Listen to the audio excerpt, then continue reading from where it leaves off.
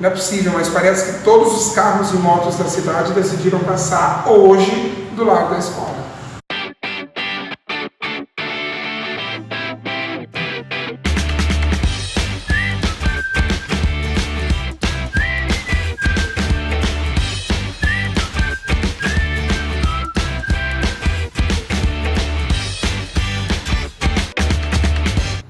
Olá pessoal, aqui é o Tio Marcos e hoje nós vamos assistir a uma videoaula de Biologia, conteúdo específico Ecologia. Vamos lá! Bom, os conteúdos que nós vamos ver na nossa aula de hoje são esses daqui, ó. Ecologia é o nosso tema central e nós vamos ver níveis de organização, fatores bióticos e abióticos, formas de obtenção de energia, nível trófico, cadeia alimentar e princípio de Gauss. Quando nós pensamos em níveis de organização, nós precisamos pensar no seguinte caminho. Uma célula sozinha vai se juntando a outra e quando as células se juntam, elas formam um tecido. Tecidos unidos formam um órgão. Quando os órgãos se unem, eles formam um sistema. Por exemplo, o sistema circulatório é a junção de alguns órgãos que formam o sistema circulatório. A junção dos sistemas, eu coloco todos os sistemas juntos, eu vou dar origem a um indivíduo ou a um organismo. Quando esse organismo se junta com outro, todos eles da mesma espécie, aí eu tenho uma população. A população, por exemplo, de ser humano, com a população de cavalo, a população de cachorro, a população de determinada planta, a população de determinada bactéria, todas essas populações juntas formam uma comunidade. E quando nós pensamos em diversas comunidades juntas e em alguns fatores bióticos e abióticos, aí nós temos o ecossistema. A junção de ecossistemas é o que vai dar sentido ou origem à biosfera, que é o nosso planeta Terra e que compreende a crosta terrestre, um pouquinho abaixo de onde nós estamos na Terra, aonde nós estamos e um pouquinho acima, onde nós temos o conhecido ar, né? Nós temos aí alguns seres que vivem no ar, vamos dizer assim. Então vamos lá, pensando em níveis de organização, são esses os níveis que eu falei. Hoje, especificamente, nós precisamos lembrar que para que um ecossistema exista, eu tenho que ter fatores bióticos e abióticos. Como fatores bióticos, nós podemos lembrar que biótico é tudo aquilo que tem vida. E abiótico, olha aí uma dica. Em biologia, quando nós encontramos o termo a letrinha A no começo, geralmente quer dizer que é a ausência de alguma coisa. Então, biótico é a presença de vida. Abiótico é a ausência de vida, vamos dizer assim. Exemplos de fatores bióticos. Nós, seres humanos, as plantas, os micro-organismos, animais de modo geral. Exemplos de fatores abióticos. O solo, né, a terra, o calor, o sol, a luz, a água em si são fatores abióticos. E todos eles juntos compreendem o ecossistema. E aí, quando nós vamos falar especificamente dos fatores bióticos, ou seja, dos seres vivos, nós temos diferentes formas de obtenção de energia, que é como eles se alimentam, vamos dizer assim. Nós temos os autótrofos são os produtores. Nós temos os heterótrofos, que são os consumidores, e nós temos os decompositores de modo geral. Exemplo de autótrofo, uma planta que por meio da fotossíntese produz o seu próprio alimento, ela é chamada de produtora. Tem o heterótrofo, nós por exemplo, nós não produzimos o nosso alimento. E aí tem gente que pensa assim, mas eu vou lá no mercado, compro comida e eu faço, eu que fiz a minha comida. Você não aperta o botãozinho e sai a comida que você quer de dentro de você, concorda? Pensando nisso, nós não somos produtores, nós somos consumidores.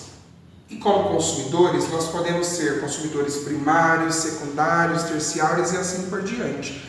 Vou dar daqui a pouquinho um exemplo para vocês numa cadeia alimentar para que a gente possa entender melhor como é que isso funciona. E o decompositor? O decompositor, por exemplo, fungo e bactéria, eles vão ser responsáveis pela degradação de matéria orgânica. Restos de seres vivos, restos de alimentos de modo geral, eles vão fazer essa degradação de matéria orgânica e os nutrientes que vão ser resultado dessa degradação servem para o crescimento, para o desenvolvimento, por exemplo, dos produtores. E aí os produtores servem de alimento para os consumidores e nós temos aí um belo ciclo da vida.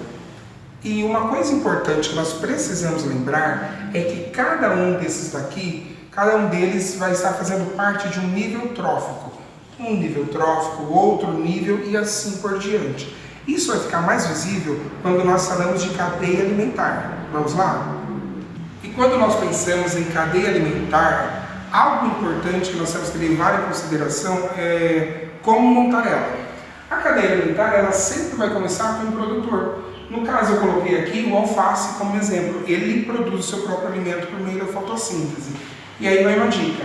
Essa setinha, para você não errar a posição dela, você vai pensar o seguinte. Uma tradução para setinha é: essa setinha significa serve de alimento para. Se você pensar desse jeito, fica mais fácil para você fazer a sua cadeia alimentar. Então vamos lá. O alface é produtor e ele serve de alimento para o coelho. O coelho ele é um consumidor, porque ele não produz o próprio alimento, mas ele é um consumidor primário. O coelho serve de alimento para a cobra. A cobra ela é uma consumidora, consumidor secundário, que consome o primeiro consumidor. E a cobra, por sua vez, ela serve de alimento para a bactéria quando ela morre. E a bactéria é uma decompositora. De modo geral, às vezes você não vai encontrar na sua cadeia alimentar os decompositores no final. Por quê? Quando nós pensamos em decompositores, nós podemos levar em consideração que ele pode se alimentar de qualquer um dos outros níveis de uma cadeia alimentar. O decompositor ele pode se alimentar do alface, do coelho, da cobra e assim por diante. Porém, o conceito que nós temos aí é outro. Nós entramos no conceito de teia alimentar. Olha aí na tela. Se você observar essa imagem que eu acabei de colocar para você ver, é uma teia alimentar. E o conceito aí se diferencia em qual sentido? É como se fosse uma rede, porque diversos seres vivos têm relações diferentes, relações específicas, ok? E para nós encerrarmos a nossa aula, vamos só falar sobre o princípio de Gauss. O que ele diz? Ele afirma que quando eu tenho duas espécies ou populações diferentes no mesmo ambiente, e geralmente assimiladas por terem o mesmo tipo de nutrição, acaba se tendo um problema, sendo que uma delas vai acabar sendo extinta daquele ambiente por meio de competição, que é uma relação ecológica ou outro conceito. Exemplo, se eu tenho duas espécies de animais que se alimentam do mesmo tipo de alimento, eles vão entrar em competição, ganha um mais forte, o outro ele acaba tendo que sair daquele ambiente, sair daquele habitat, daquele nicho ecológico especificamente falando, e ir procurar um outro local para conseguir se adaptar a esse ambiente.